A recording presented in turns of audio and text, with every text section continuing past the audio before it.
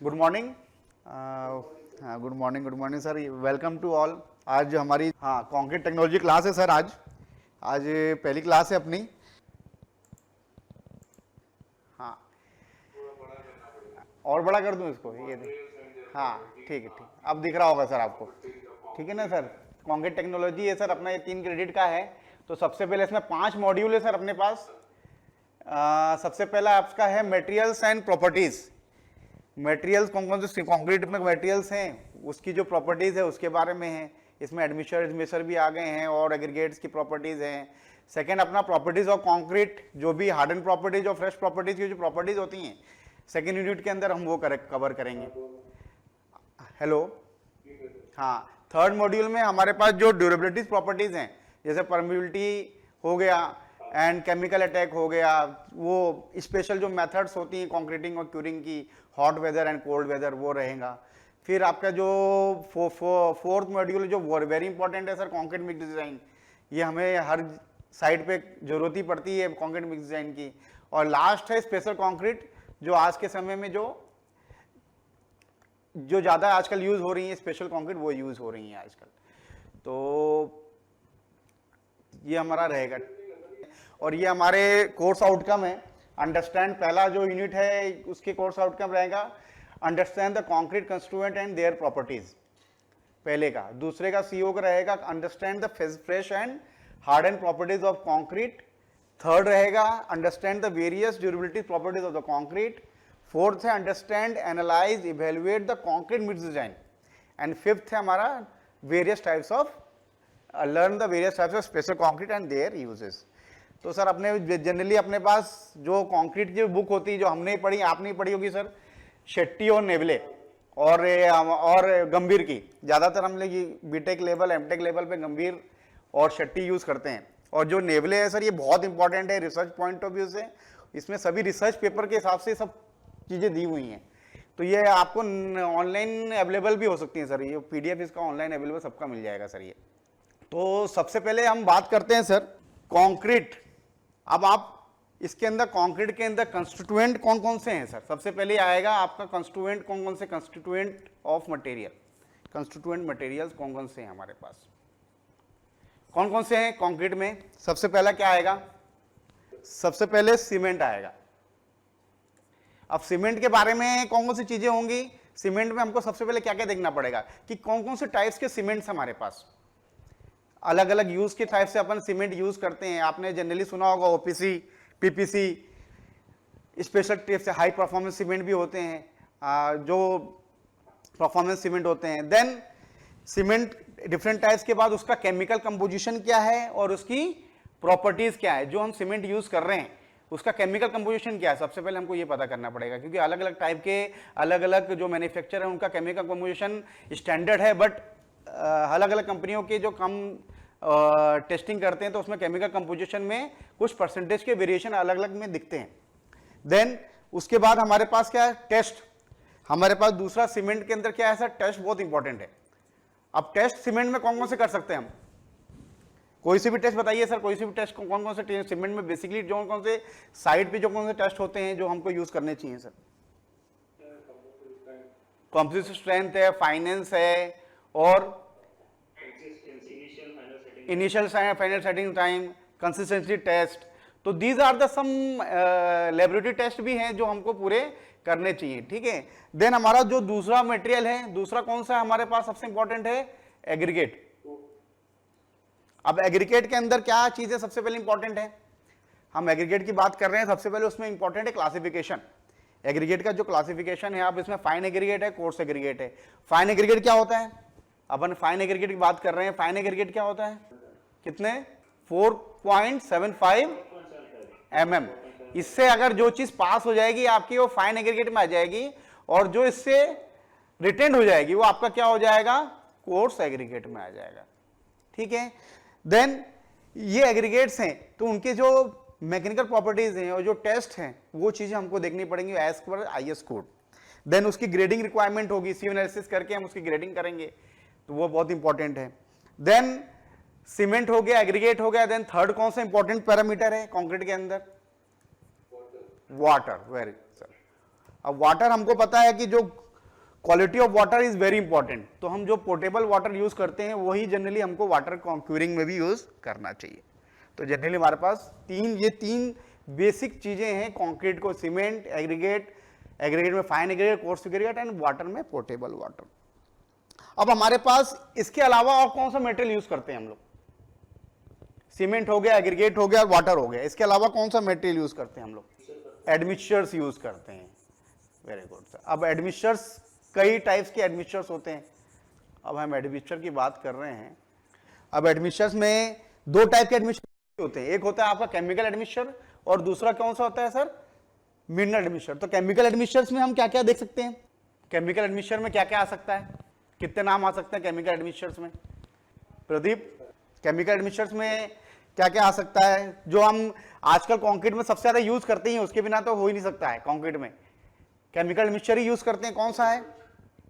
कौन सा? नहीं, फ्लाई एश वो तो मिनरल एडमिक्सचर, वो आपका मिनरल एडमिक्सचर में आ जाएगा।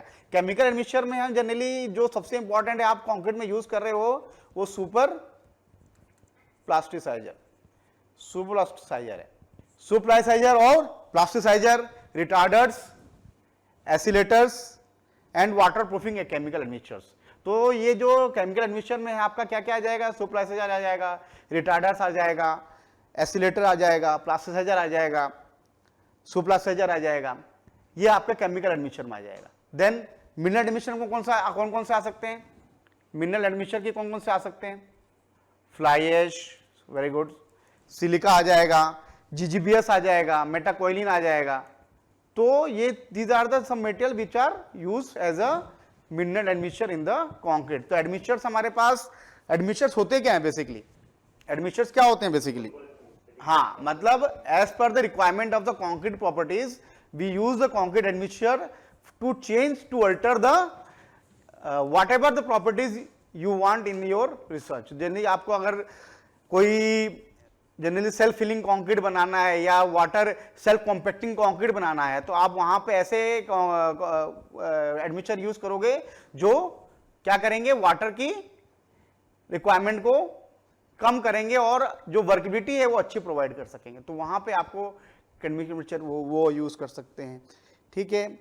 अब जब आपके पास ये सब चीजें आ जाती हैं, आपको पता चल गया कि कौन कौन से मटेरियल्स होते हैं, एडमिक्सचर्स होते हैं, देन उसका हमको क्या सबसे इंपॉर्टेंट चीज है और क्या निकालना पड़ेगा? इसकी प्रॉपर्टीज। हम fresh properties and harden properties of the concrete find out करेंगे। कौन कौन सी फ्रेश प्रॉपर्टीज कौन कौन सी हो सकती हैं? अब आप फ्रेश प्रॉपर्टीज की बात कर रहे हो तो फ्रेश प्रॉपर्टीज कौन कौन सी होंगी? हम जनरली यूज करते हैं प्रॉपर्टीज, कौन सी फ्रेश प्रॉपर्टीज में कौन सी यूज करते हैं? वर्केबिलिटी। अब वर्केबिलिटी में सबसे इंपॉर्टेंट जो टेस्ट है, वर्केबिलिटी करते क्यों हम? क्या होता है वर्केबिलिटी? नहीं तो सिर्फ प्लेसिंग के लिए यूज होती है क्या? इसमें जितने भी फंक्शन है आपके, मिक्सिंग से लेकर, ट्रांसपोर्टेशन से लेकर, प्लेसिंग से लेकर, कॉम्पैक्शन से, सभी के to use with all the जो आपके परफॉर्मेंस कंक्रीट के पैरामीटर्स हैं, कंक्रीट की जो ऑपरेशंस हैं, उनमें कितनी आपको ईज मिल रही है वो एक वर्केबिलिटी में आता है। तो फ्रेश वर्केबिलिटी में अगर आप निकाल रहे हो तो सबसे पहले अपने को क्या करना पड़ता है? कौन सा टेस्ट है वर्केबिलिटी निकालने के लिए?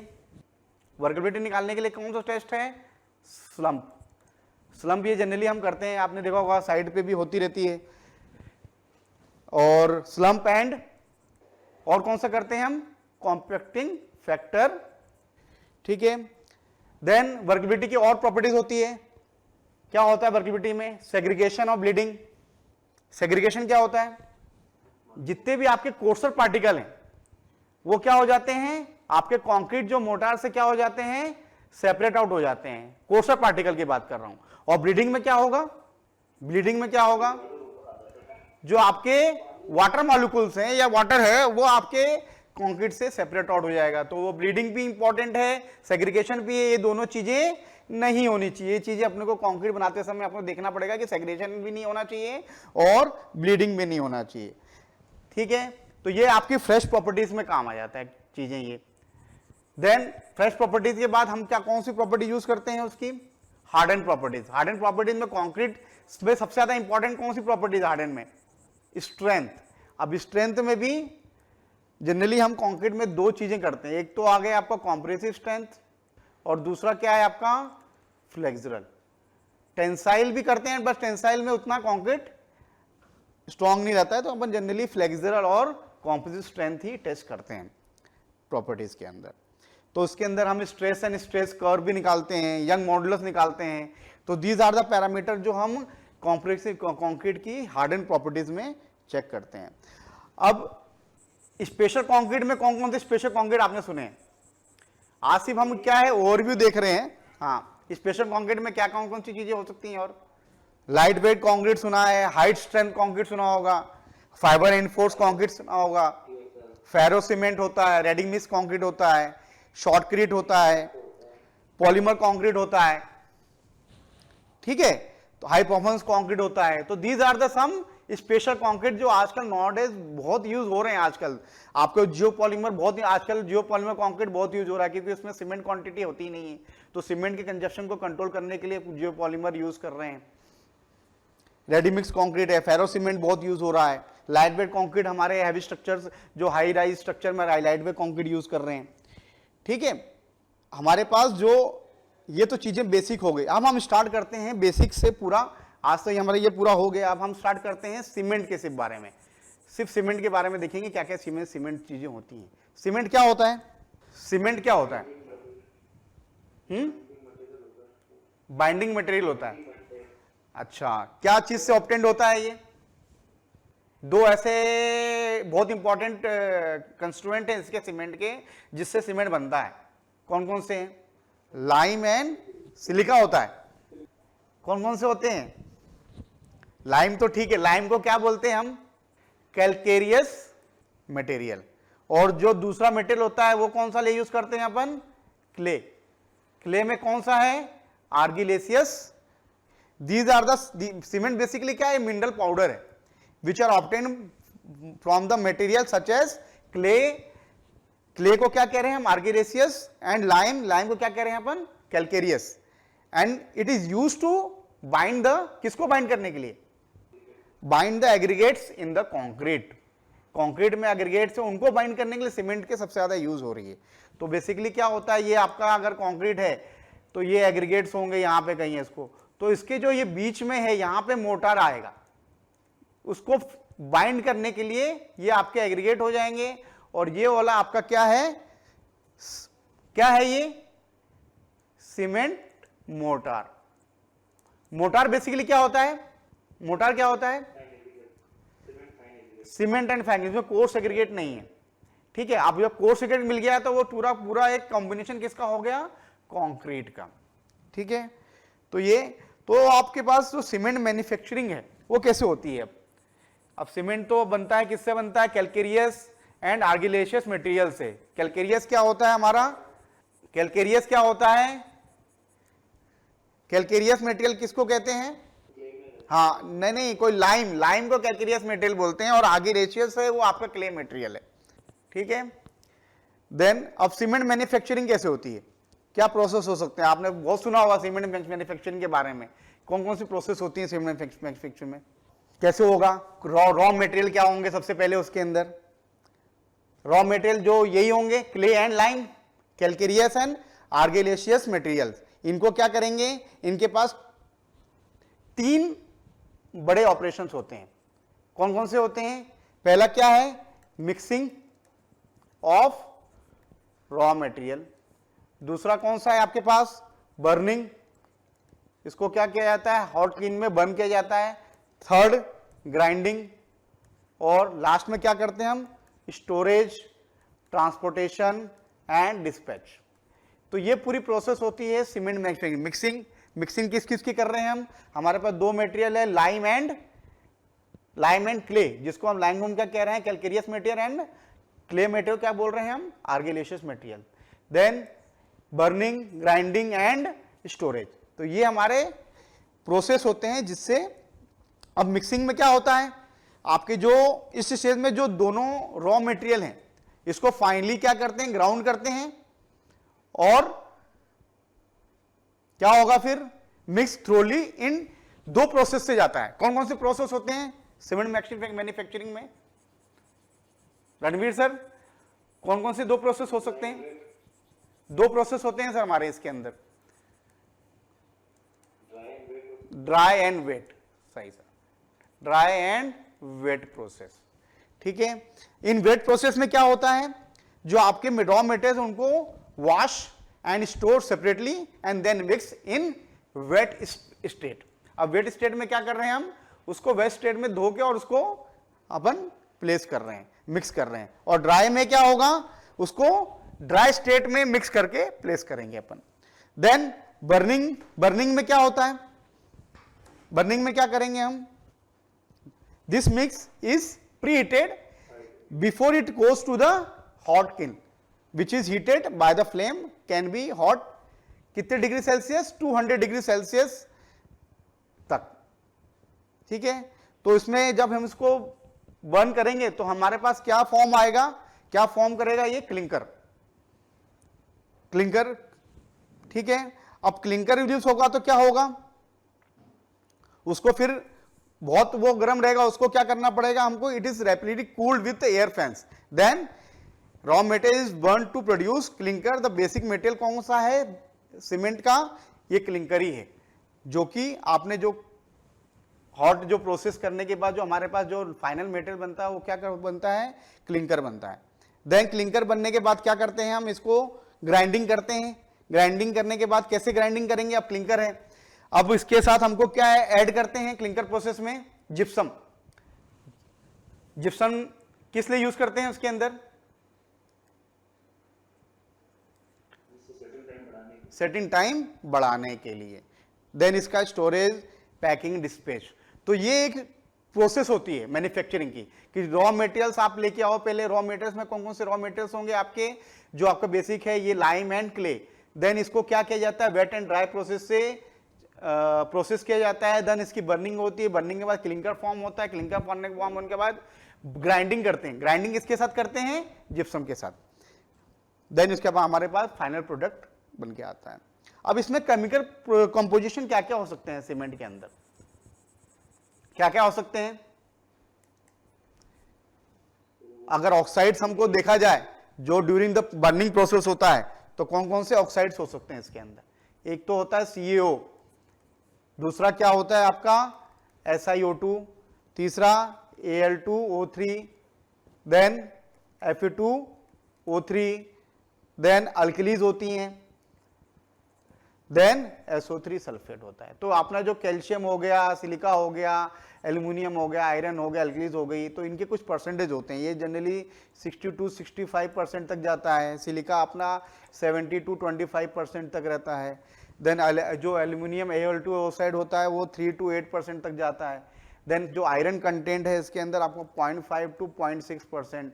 अल्कलीज है वो आपका 0.4-1.3% तक जा सकता है। सल्फेट आपका 1.3-3%। और एक और होता है मैग्नीशियम MgO, वो भी आपका 0.1-4% तक होता है। तो these are the oxide which is present in the cement in the form of oxides. अब केमिकल कंपोजिशन हम देख रहे हैं, तो जो आपका CaO है वो क्या करता है, CaO कैल्शियम ऑक्साइड लाइम का क्या इंपॉर्टेंस है, क्या फंक्शन है। ये जनरली क्वेश्चन में पूछा जाता है कि these are the what are the ingredients of the chemical oxides of the concrete and what are the functions of each oxides। तो जो कैल्शियम ऑक्साइड है वो उसका क्या फंक्शन है, जो हमारे पास ये कैल्शियम ऑक्साइड है उसका क्या फंक्शन है, स्ट्रेंथ है। ठीक है, स्ट्रेंथ दे रहा है कैल्शियम ऑक्साइड। जो आपका सेटिंग टाइम है, स्ट्रेंथ है, सेटिंग टाइम क्या कर रहा है, डिक्रीज हो रही है। देन SiO2 क्या करता है,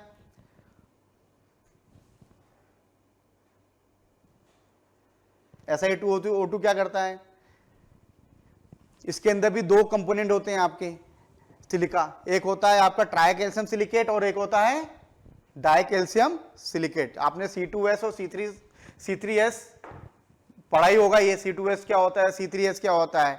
ठीक है, अगर ये ज्यादा हो जाए तो क्या होती है, जो आपकी सेटिंग टाइम है स्लो हो जाती है। देन एल्यूमिनियम, एल्यूमिनियम का मेन फंक्शन क्या है, अगर ये क्वांटिटी अगर ज्यादा हो गई तो इससे क्या होगा, बहुत इंपॉर्टेंट है ये, अगर इसकी क्वांटिटी अगर ज्यादा होगी तो क्या होगा रणवीर सर?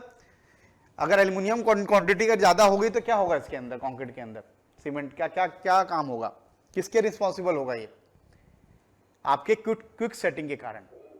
अगर एल्यूमिनियम कंटेंट अगर ज्यादा हो गया तो जो सेटिंग है बहुत ज्यादा फास्ट हो जाएगी, फास्ट हो जाएगी, ठीक है, और स्ट्रेंथ भी इससे कम, बहुत ज्यादा हो जाएगा, तो इसके कारण इसकी स्ट्रेंथ भी कम हो जाएगा। हाँ, अब आपके पास आ जाए FeO2 अब आयरन ऑक्साइड का क्या मेनली क्या काम रहता है? आयरन ऑक्साइड का मेनली क्या काम होता है?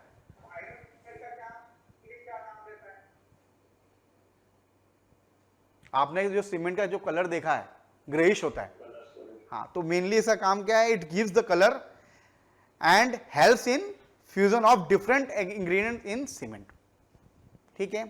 देन मैग्नीज का क्या काम है? जो हमारा ये MgO है इसका क्या काम है? इसका भी पर्पस किस में है? कलर में होता है, हार्डनेस में भी होता है, ठीक है। अगर ये मैग्नीशियम की क्वांटिटी अगर ज्यादा हो गई सीमेंट के अंदर तो क्रैक्स बहुत जल्दी डेवलप होने लग जाएंगे, इसलिए इसकी रेंज 0.12 हमारा कितना रखा है? 4% तक रखा है, ठीक है। देन अल्कलीज, अल्कलीज में अपना कौन कौन से ऑक्साइड आ जाते हैं प्रदीप? अल्कलीज में कौन कौन से ऑक्साइड आ जाते हैं? अल्कली सुना है, कौन कौन से ऑक्साइड आते हैं इसके अंदर? पोटेशियम एंड सोडियम ऑक्साइड, इसके लिए K2O और Na2+, इन दोनों का कॉम्बिनेशन लिया जाता है। अगर ये इसी कारण एक और फंक्शन होता है, रिएक्शन होती है इस अल्कली के कारण। कौन सी रिएक्शन है वो? जो एग्रीगेट के साथ होती है, आपने बहुत इंपॉर्टेंट फंक्शन है वो, अल्कलीज एग्रीगेट रिएक्शन, सुना होगा ये आपने, अल्कली एग्रीगेट रिएक्शन, ठीक है। इसके कारण क्या होता है? अगर ये फंक्शन ज्यादा हो जाए तो आपने दीवालों पे देखा होगा इफ्लोरेसेंस हो जाता है। जो सीमेंट जो हम करते हैं वो क्या होता है, उसमें से केमिकल रिलीज होता है, तो आपने देखा होगा दीवालों की वो जो कलर चेंज हो जाता है, वहां पे फेड होने लग जाता है, तो वो ड्यू टू द इसके कारण ही होता है, इफ्लोरेसेंस के कारण, ठीक है।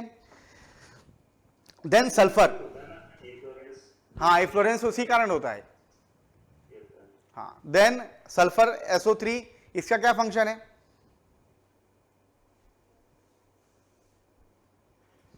सल्फर का काम क्या है? अगर ये ज्यादा एक्सेस अमाउंट में हो गया तो कंक्रीट आपका सीमेंट क्या हो जाएगा? अनसाउंड हो जाएगा। ये सीमेंट के अंदर साउंडनेस टेस्ट करते हैं ना अपन, तो साउंडनेस कम हो जाएगा, अनसाउंड सीमेंट ज्यादा, अगर इसकी क्वांटिटी ज्यादा हो जाएगी। तो सल्फर किसके लिए हो रहा है? सल्फर ऑक्साइड उसकी साउंडनेस के लिए। हमको स्मॉल क्वांटिटी में किस लिए यूज कर रहे हैं? To make the cement, to make the concrete sound. अगर क्वांटिटी ज्यादा हो गई सल्फर की तो कंक्रीट जो आपका सीमेंट है क्या हो जाएगा? ये बहुत इंपॉर्टेंट है, ये ऑक्साइड जो परसेंटेज है इनका जो है ये बहुत इंपॉर्टेंट है, इसके कारण ही सब कुछ चीजें कंक्रीट के अंदर, सीमेंट के अंदर हो रही हैं। अगर इसमें से भी परसेंटेज ऊपर नीचे हो गए तो कंक्रीट की और जो सीमेंट की यूज है कंक्रीट के अंदर वो डिफरेंट हो जाएगा, ऐसा क्वांटिटी अगर चेंज कर दी तो। अब सल्फर क्वांटिटी हमने ज्यादा बढ़ा दी तो जो सीमेंट है साउंडनेस उसका वो हो जाएगा, अनसाउंड हो जाएगा, तो वो फिर आपका कंक्रीट भी वो खराब करेगा, ठीक है। तो साउंडनेस होता क्या है? साउंडनेस क्या होता है Ranveer sir?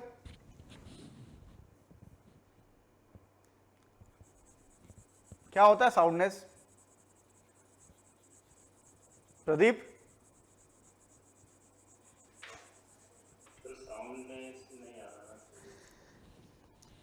Soundness is the ability of the hardened cement paste to retain its volume after setting delayed expansion. तो आपका जो मेनली है, नहीं कोई दिक्कत नहीं, इसमें ही हो जा रहा है, कोई इशू नहीं कोई इशू नहीं इसमें, ठीक है।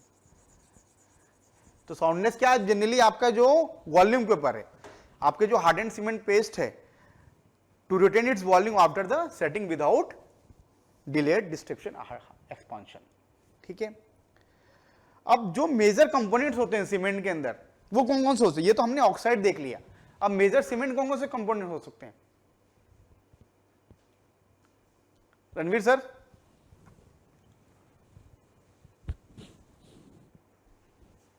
Yes sir. कौन कौन से हो सकते हैं? पार्डन सर, फिर से बोलो।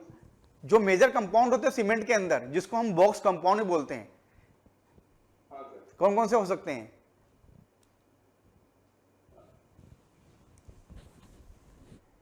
यही तो है सर जो ये नहीं, दीज आर द ऑक्साइड्स, ये ऑक्साइड्स हैं जो मेजर कंपोनेंट्स हमने ये मेजर, ये तो ऑक्साइड्स हैं, दीज आर द ऑक्साइड जिसका अपने को हमने देख लिया। अब हमारे जो मेजर कंपोनेंट्स होते हैं सीमेंट के अंदर, जो जिनका फंक्शन बहुत इंपॉर्टेंट है कंक्रीट के अंदर, जिसको हम बॉक्स कंपाउंड ही बोलते हैं, कौन कौन से होते हैं?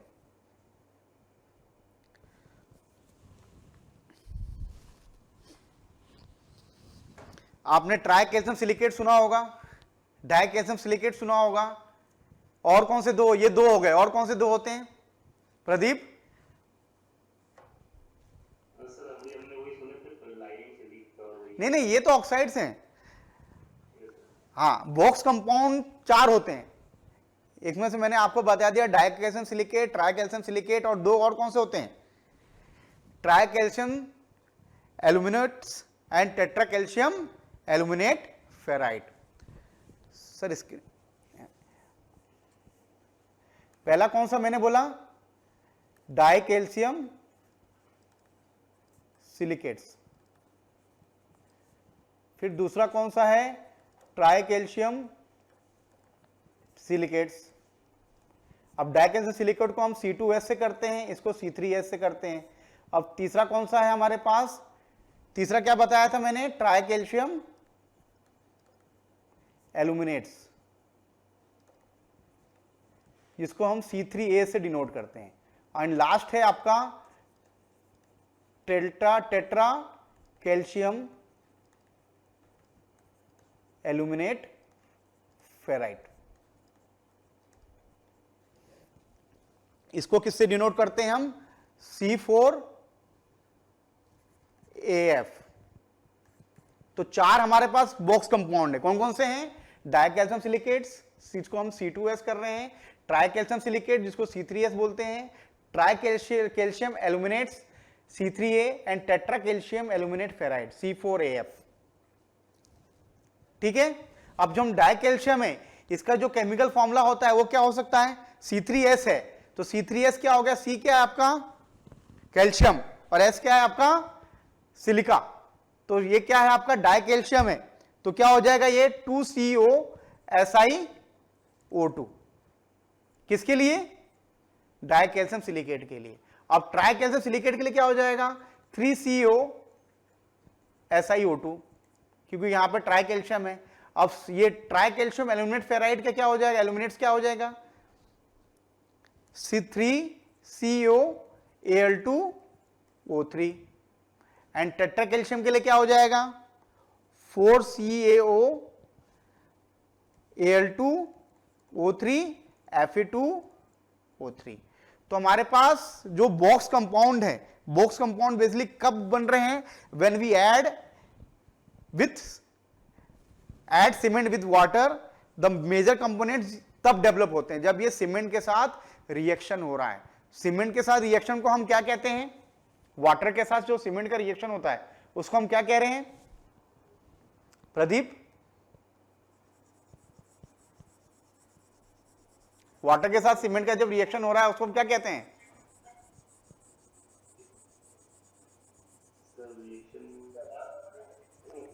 अरे ये तो बहुत ही यार, ये तो हम करते ही हैं यार। आपने हीट ऑफ एडिशन नहीं सुना?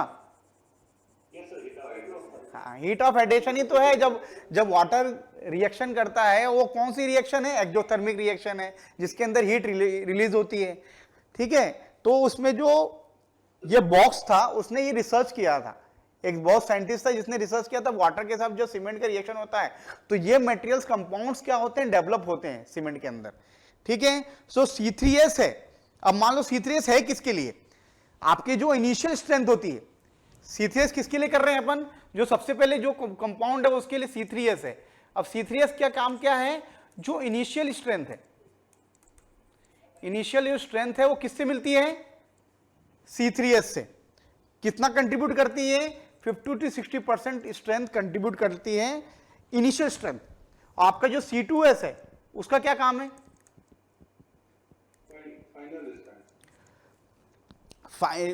C2S is formed at last in the hydration process। पहले हाइड्रेशन प्रोसेस में कौन सा कंपाउंड काम करेगा? C3S, जो इनिशियल स्ट्रेंथ में काम आता है। जो C2S है आपका जो हीट ऑफ हाइड्रेशन, जो हाइड्रेशन प्रोसेस में लास्ट के लिए, और जो इसका जो रिस्पॉन्सिबल किसके लिए? जो लेटर एजेस में जो स्ट्रेंथ मिलती है हमको, ठीक है, उसके लिए यूज होता है। जब C3A का क्या काम है? इसमें कौन सा है? Later strength.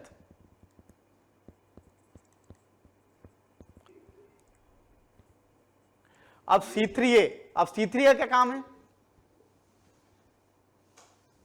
C3A क्या करता है? विद इन 24 आवर्स में डेवलप हो जाता है, और जो इनिशियल सेटिंग टाइम में काम आता है। ये किसके लिए काम आता है? इनिशियल सेटिंग टाइम में। ये किसके कारण होती है? C3A के कारण। जो भी सीमेंट के अंदर जो इनिशियल सेटिंग टाइम होती है वो किसके कारण आ रही है? C3A। इनिशियली जो स्ट्रेंथ है वो किसके कारण आ रही है? अपनी C3S के कारण। और C2S के कारण कौन सी स्ट्रेंथ आ रही है? जो आपकी लेटर स्टेजेस की जो स्ट्रेंथ आ रही है वो उसके अंदर आ रही है। देन लास्ट कौन सा बाकी हमारे पास? Last C4AF। इसका क्या काम है?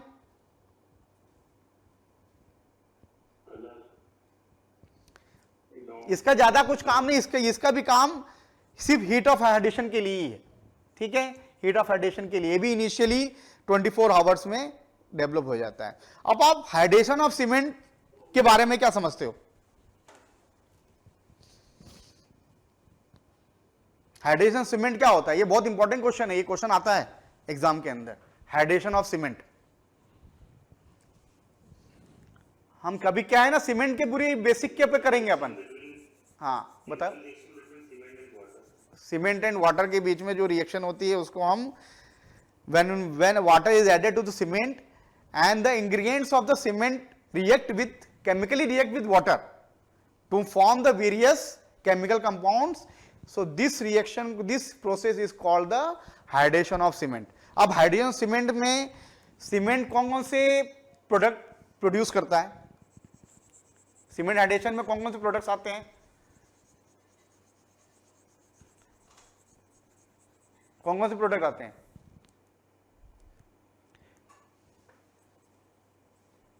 Cement hydration. जब सीमेंट हाइड्रेशन होता है तो सीमेंट क्या प्रोड्यूस करता है? कौन से प्रोडक्ट्स प्रोड्यूस करता है? दो बहुत इंपॉर्टेंट प्रोडक्ट है।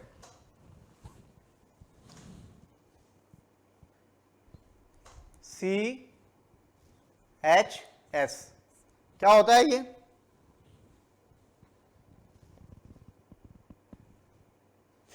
क्या होता है?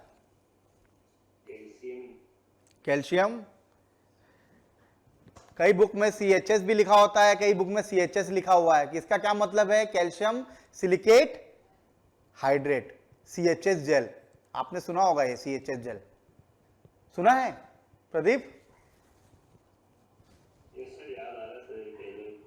ये तो बहुत इंपॉर्टेंट है। CHS जेल तो सबसे ज्यादा इंपॉर्टेंट है। ये तो सीमेंट हाइड्रेशन प्रोसेस में CHS जेल बहुत इंपॉर्टेंट है। CHS जेल प्रोड्यूस होता है, देन कैल्शियम हाइड्रोक्साइड होती है, कैल्शियम हाइड्रोक्साइड। कब हम कंक्रीट बनाते हैं तो ये दो इंपॉर्टेंट है, CHS gel and calcium hydroxide produce होता है। ठीक है, तो ये इंपॉर्टेंट है। आप इसको सीमेंट हाइड्रेशन प्रोसेस पूछा जाता है हर बार कि सीमेंट हाइड्रेशन क्या होते हैं, उसमें प्रोडक्ट कौन से जेल होते हैं, उनका फंक्शन क्या है, CHS जेल का और कैल्शियम हाइड्रोक्साइड का। ठीक है, तो ये अपन डीप में पढ़ेंगे जब अपन हार्ड एंड स्ट्रेट आएंगे उसके अंदर। देन अब नेक्स्ट है आपका टाइप ऑफ सीमेंट के बारे में। कौन कौन से टाइप्स ऑफ सीमेंट होते हैं?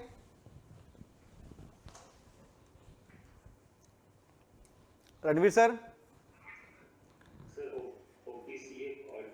OPC है, दूसरा क्या है? PPC भी है। OPC क्या होता है? Ordinary Portland cement. PPC होता है आपका पोर्टलैंड पोजुलोना सीमेंट।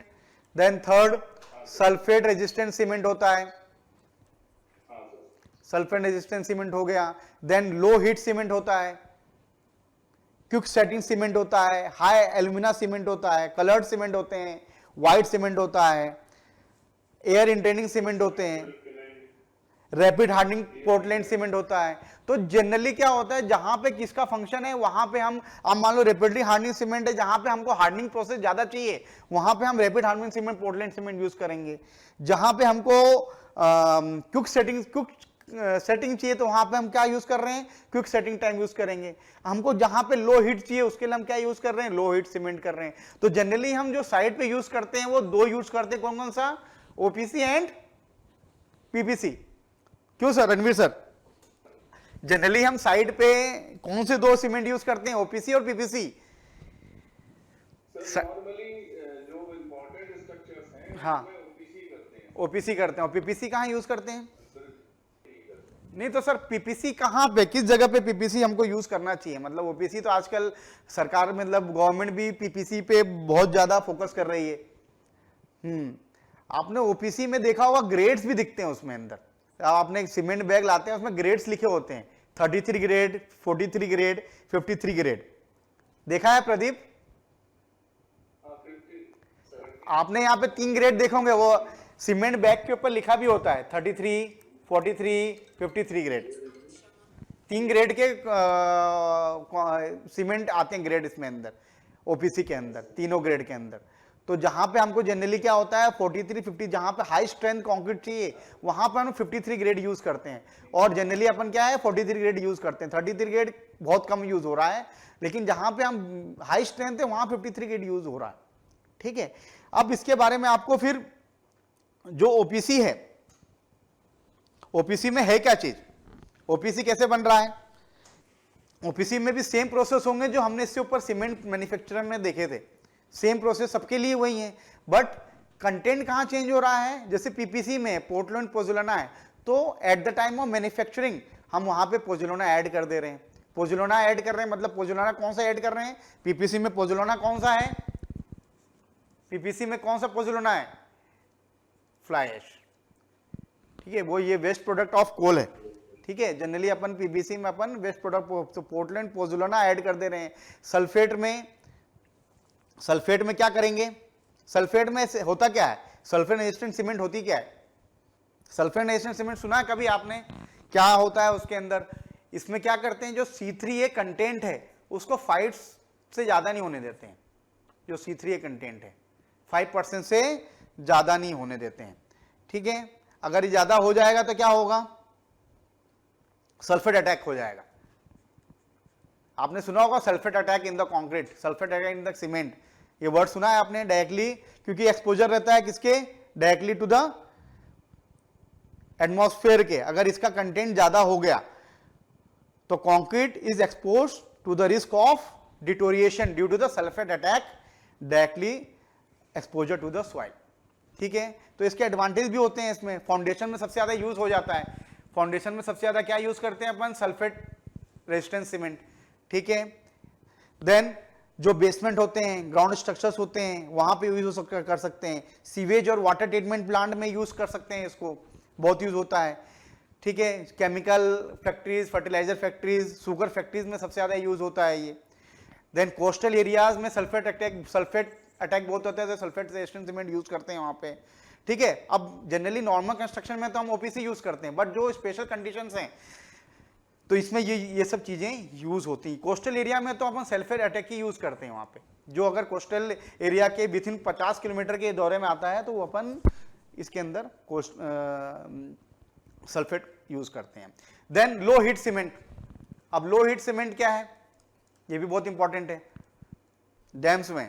इसमें जनरली क्या होता क्या है लो हीट सीमेंट में? अब लो हीट सीमेंट दिख रहा है सर, तो लो हीट सीमेंट का मतलब क्या हुआ? तो उसको कैसे कंट्रोल करेंगे सर हम? नहीं, कैसे कंट्रोल करेंगे? नहीं, उसमें नहीं सर, फाइनेंस नहीं। हमको वो जो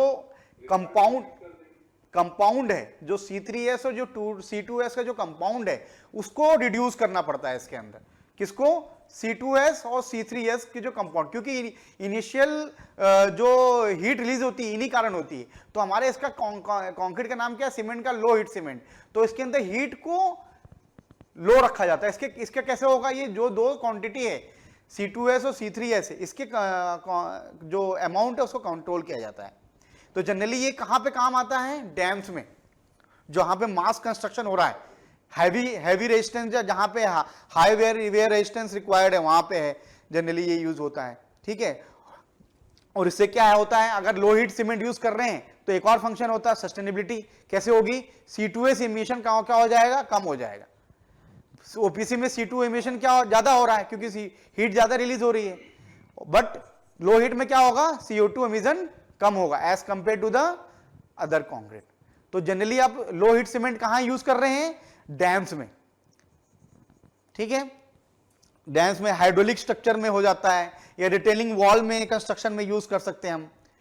देन आता है क्विक सेटिंग सीमेंट। हमने ओपीसी देख लिया, पीपीसी देख लिया, सल्फेट देख लिया। अब क्विक सेटिंग सीमेंट में क्या होगा?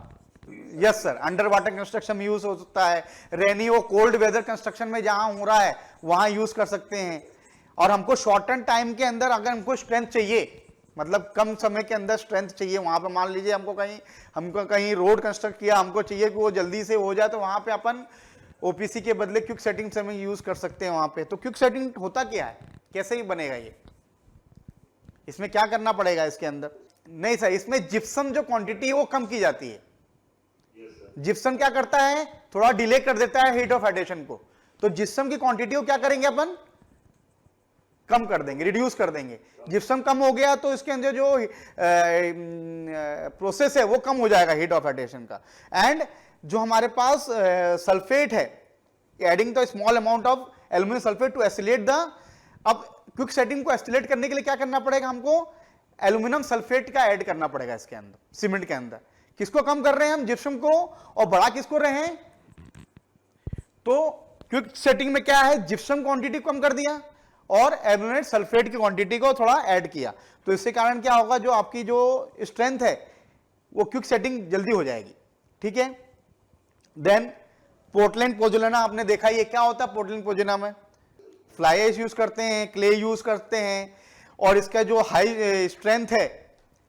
और कहां यूज कर सकते हैं पोर्टलैंड पोज़ोलाना सीमेंट? आपके जो हाइड्रोलिक स्ट्रक्चर्स हैं, कैनाल हो गया, लाइनिंग्स हो गया, डैम्स हो गया, मास कॉन्क्रीटिंग में भी यूज हो सकता है। ये फाउंडेशन हो गया, टॉल स्ट्रक्चर्स होते हैं, मेरीन स्ट्रक्चर में भी यूज हो सकता है। और जहां पे वाटर टाइडेंट स्ट्रक्चर है, वे वाटर टैंक हो गया, रिटेनिंग वॉल हो गया, यहाँ पे भी यूज हो सकता है ये। ठीक है, अब नेक्स्ट आ रहा है high alumina cement. High alumina cement का क्या होगा? ये क्या होगा? हाई एल्यूमिना सीमेंट कैसे बनेगा? हाई एल्यूमिना सीमेंट क्या होता है? Is basically the rapid hardening cement इसमें बनाया जाता है। कैसे बनेगा? आपके जो बॉक्साइड और लाइमस्टोन को क्या किया जाता है? मिक्स किया जाता है इसके अंदर, उस प्रोसेस से ही ये बनता है। इसके अंदर बॉक्साइड क्वांटिटी मिलाई जाती है। तो जनरली ये रिफाइनरीज में, फैक्ट्रीज हो गया, सीवेज स्ट्रक्चर हो गया, और जहां पे एसिड का इंपॉर्टेंट है, एसिड अटैक ज्यादा हो रहा है, उस जगह पे भी अपन हाई एल्यूमिना सीमेंट यूज कर सकते हैं। ठीक है, देन कलर्ड सीमेंट क्या होगा? कई बार सुना है आपने कलर्ड सीमेंट होता है। तो कलर्ड सीमेंट किस टाइप के हो सकते हैं? कलर्ड सीमेंट किस टाइप से हो सकते हैं? तो उसमें क्या मिलाया जाता है? कुछ तो होगा ना, नॉर्मल सीमेंट से कुछ तो अलग होगा ना। कलर्ड सीमेंट में क्या मिलाया जाता है? इसके अंदर कलर पिगमेंट्स मिलाए जाते हैं। क्या मिलाए जाते हैं? Colour pigments 5 to 10%। तो आपका जो ग्रीन कलर अगर चाहिए तो उसमें क्रोमियम ऑक्साइड मिलाया जाता है। ब्राउन किससे होता है? ब्राउन कलर आपके आयरन ऑक्साइड से होता है। ठीक है, अगर ब्लू कलर चाहिए तो ब्लू कलर कैसे होगा आपका? ब्लू कलर कैसे होगा? ब्लू कलर कैसे होगा? कभी सुना है ब्लू कलर अगर ऐड कर रहे हैं हम उसके अंदर, ब्लू कलर कैसे आएगा? कोबाल्ट। ठीक है, कोबाल्ट यूज किया जाता है। तो ये आपका एस्थेटिक व्यू पर्पस से कलर सीमेंट हम यूज करते हैं। Then white cement.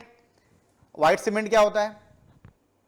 White cement में क्या होता है? It is free from the colouring agent. कौन कौन से? सच एज आयरन ऑक्साइड कम होना चाहिए इसके अंदर, मैग्नीशियम ऑक्साइड कम होना चाहिए, क्रोमियम ऑक्साइड कम होना चाहिए। ठीक है, तो आपके ये फ्लोर फिनिशिंग में काम आता है, प्लास्टर वर्क में काम आता है, ब्रिक वर्क, स्टोन वर्क, इन सब चीजों में ये काम आ सकता है। देन एक और एक होता है एयर इंट्रेंट सीमेंट। ये बहुत इंपॉर्टेंट क्वेश्चन है, ये हर बार पूछते हैं ये। तो ये एयर इंट्रेंट सीमेंट होते क्या है? नहीं वो तो आप कंक्रीट बोल रहे हो, एयर इंटेंट कंक्रीट बोल रहे हो आप, एयर इंट्रोड करते हैं। सीमेंट की बात कर रहा हूं। एयर इंटेंट सीमेंट में क्या होगा, हमको small amount of air intending agent डालना पड़ेगा।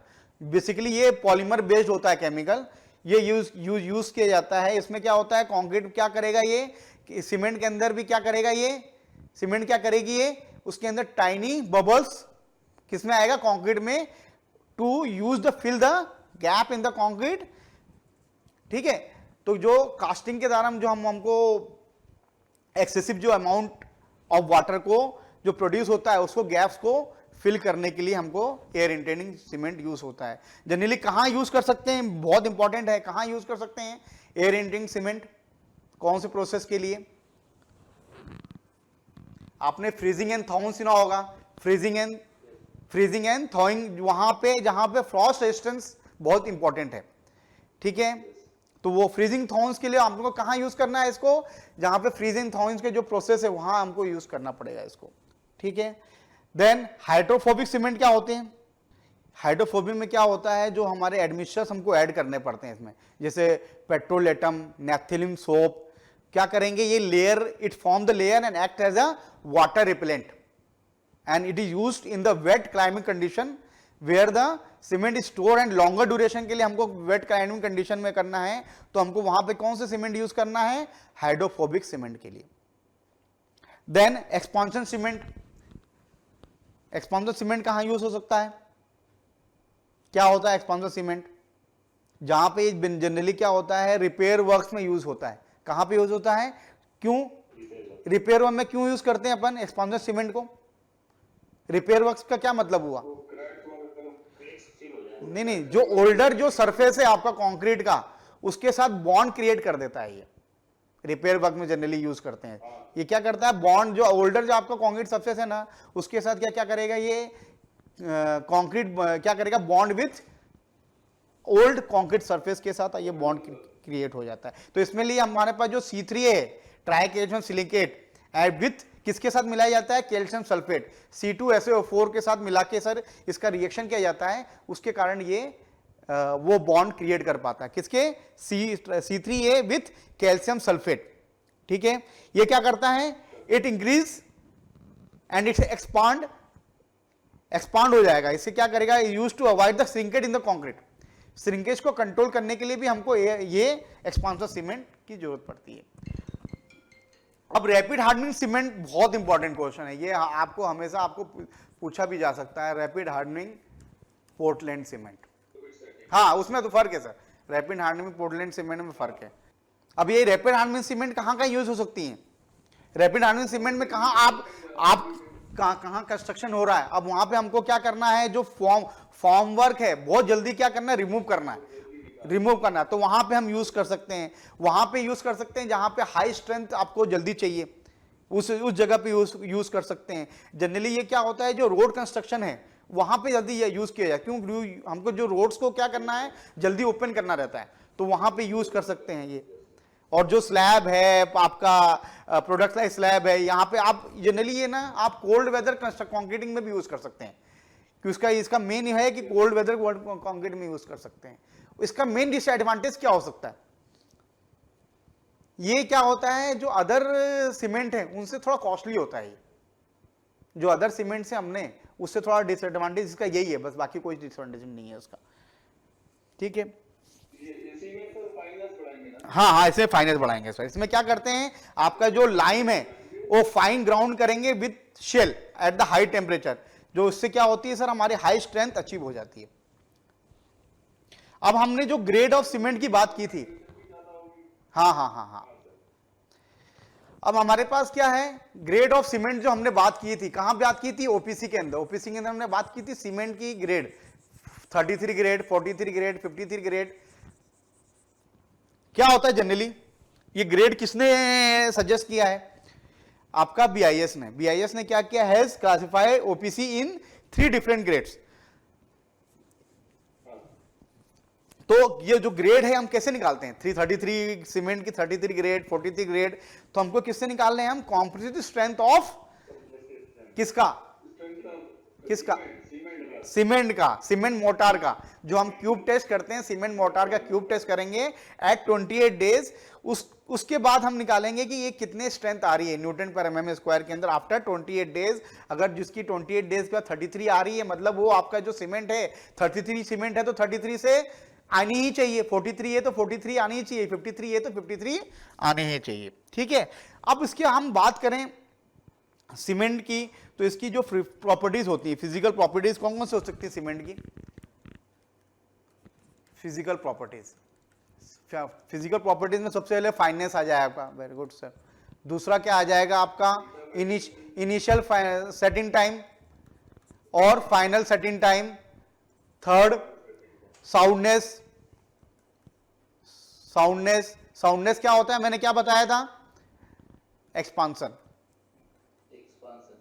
हाँ ठीक है, ये आपके एमएम में आपने देखा होगा, लीड चैटर एपरेटस होता है, सुना होगा लीड चैटर एपरेटस, जिसमें अपन सीमेंट का साउंडनेस कैलकुलेट करते हैं। Then autoclave test, autoclave test भी करते हैं अपन। ऑटोक्लेव टेस्ट किस लिए करते हैं, ऑटोक्लेव टेस्ट किस लिए करते हैं, एमजीओ कंटेंट को रिस्ट्रिक्ट करने के लिए। कितना रखना चाहिए एमजीओ कंटेंट, जनरली जो सीमेंट में होता है 0.8 के आसपास रखता है। ठीक है, अब केमिकल प्रॉपर्टीज में क्या क्या हो सकती है सीमेंट की, ये तो हमने फिजिकल प्रॉपर्टी देख ली। हीट ऑफ, ठीक है,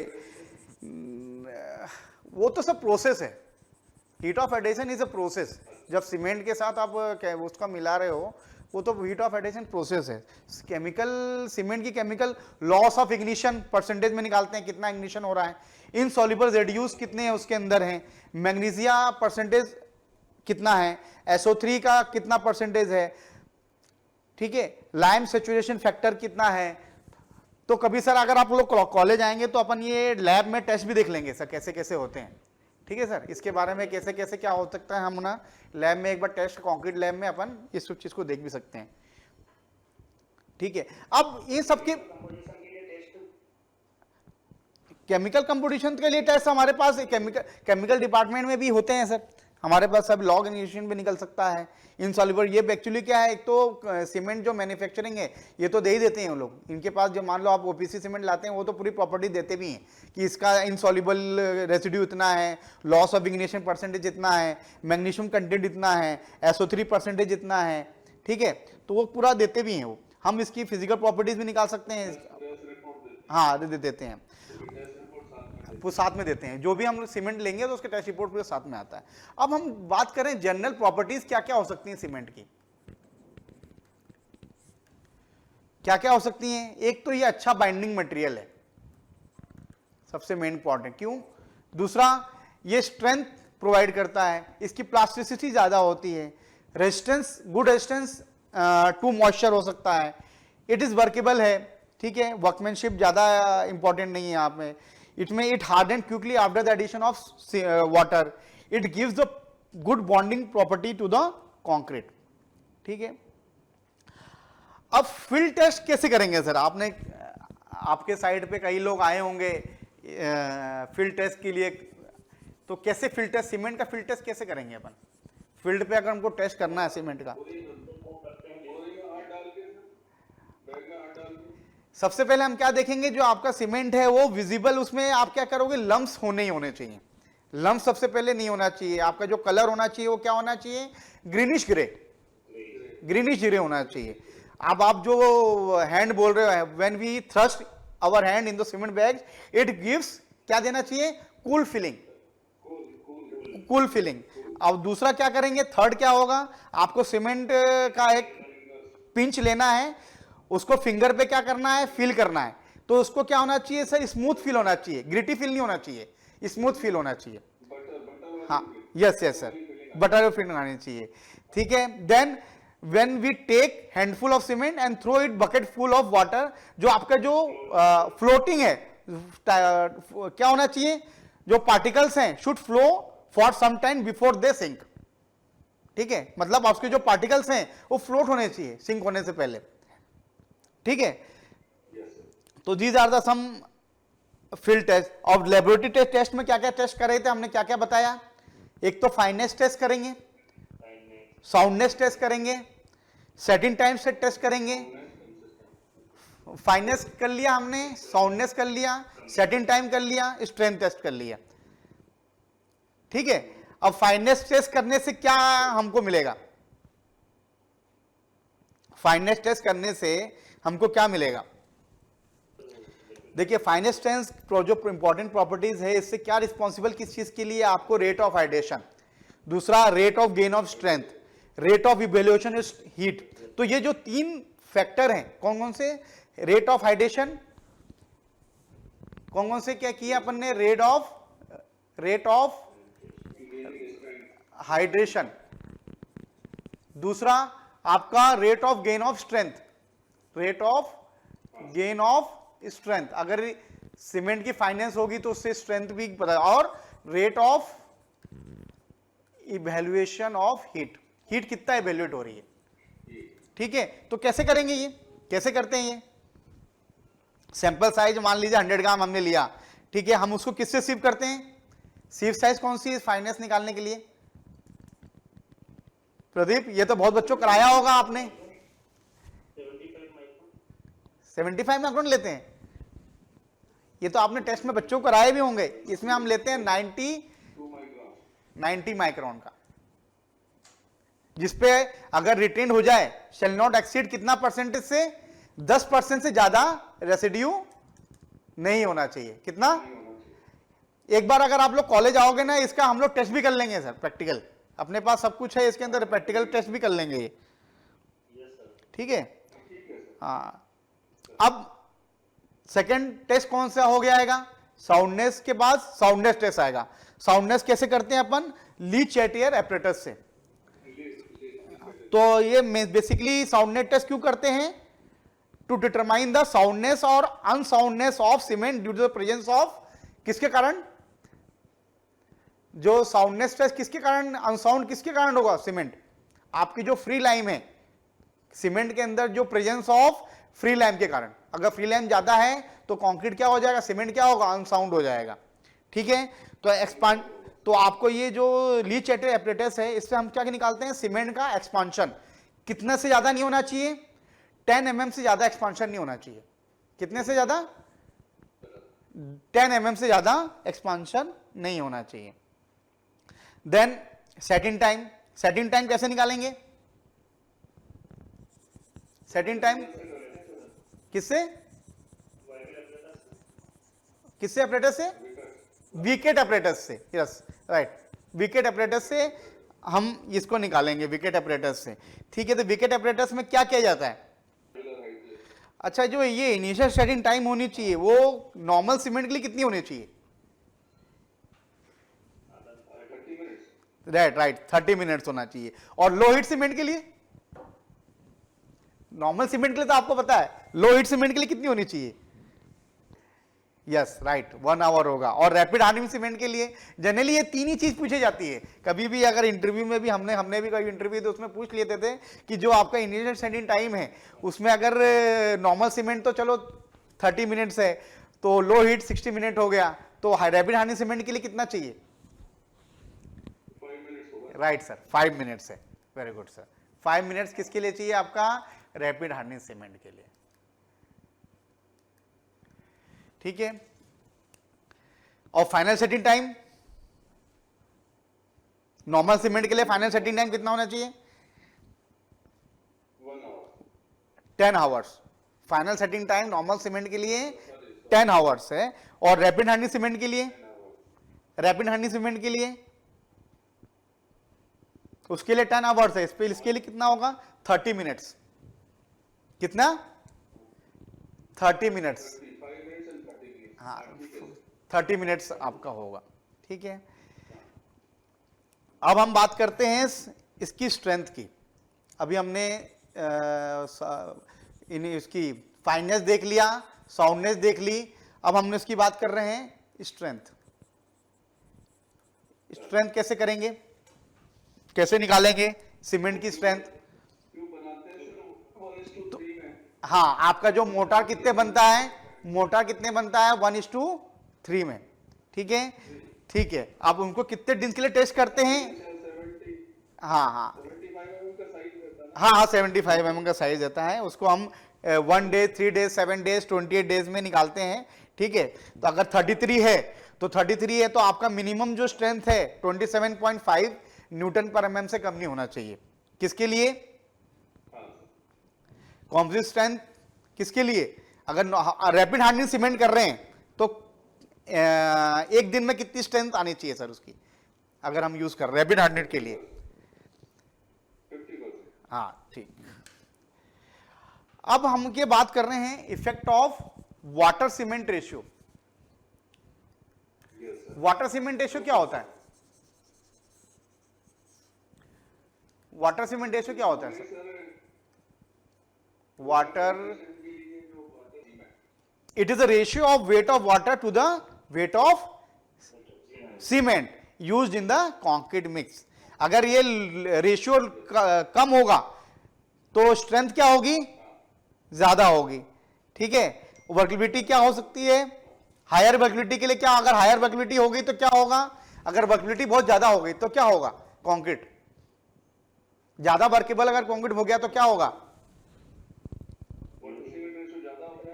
हाँ ज्यादा होगा तो क्या होगा? आपका सेग्रीगेशन और ब्लीडिंग, जो ब्लीडिंग हो जाएगी, सेग्रीगेशन हो जाएगा। तो आपने ये देखा होगा जो हमारा जो ग्राफ होता है कैसा होता है? इस टाइप से होता है। यहां पे क्या होता है? आपका वाटर सीमेंट रेशियो होता है और ये क्या होती है? आपकी स्ट्रेंथ, ठीक है। ये कर्व है पूरा, यूं यूं कर्व है ये, ठीक है। तो जैसे जैसे वाटर सीमेंट रेशियो बढ़ेगा वैसे वैसे क्या होगा? स्ट्रेंथ कम होती जाएगी। जैसे यहां पे देख रहे हैं वाटर कम है या स्ट्रेंथ ज्यादा है, तो वाटर कम है, वाटर कम है, जैसे जैसे आएगा, जैसे जैसे आएगा तो जैसे जैसे इसकी स्ट्रेंथ क्या होती जाएगी? कम होती जाएगी, ठीक है। अब एग्रीगेट्स, एग्रीगेट्स क्या होते हैं? एग्रीगेट्स क्या होते हैं? अच्छा अच्छा, हाँ, इट इज अ बेसिकली क्या है? एक इनर्ट मटेरियल है आपका जो एग्रीगेट क्या है? इनर्ट मटेरियल है। ये सिर्फ वॉल्यूम स्टेबिलिटी के लिए ही काम आता है, ठीक है। तो it provide the 75% of the body of the concrete. उसका सबसे ज्यादा क्या है? कंक्रीट की कितना 75% ऐड हो रहा है इसके अंदर। तो इसका क्या होना है? Aggregate should be proper shape होना चाहिए, साइज होना चाहिए, क्लीन होना चाहिए, हार्ड होना चाहिए, वेल ग्रेडेड होना चाहिए, ठीक है। And it also poses the chemical stability होनी चाहिए इसके अंदर, ठीक है। तो आपने क्लासिफिकेशन तो हमने देखा ही है, फाइन एग्रीगेट हो गया, कोर्स एग्रीगेट हो गया। तो फाइन एग्रीगेट क्या हो गया? जो 4.75 mm से पास हो गई सीव से, वो आपके क्या हो गई? फाइन एग्रीगेट हो गई, ठीक है। इसके लिए हमारे पास जो IS कोड है फाइन एग्रीगेट का है, कौन सा है? IS 383/90/70, ये फाइन एग्रीगेट के लिए 383। ये अपन मिक्स डिजाइन में कई बार यूज देखा होगा, फाइन एग्रीगेट के लिए, कोर्स एग्रीगेट 383 यूज करते हैं अपन। अब कोर्स एग्रीगेट क्या है? जो 4.75 पे रिटेंड हो जाए वो क्या हो जाएगा? आपका कोर्स एग्रीगेट हो जाएगा, ठीक है। ओके ओके ओके, ठीक है, thank you sir, thank you, okay, thank you sir, thank you sir.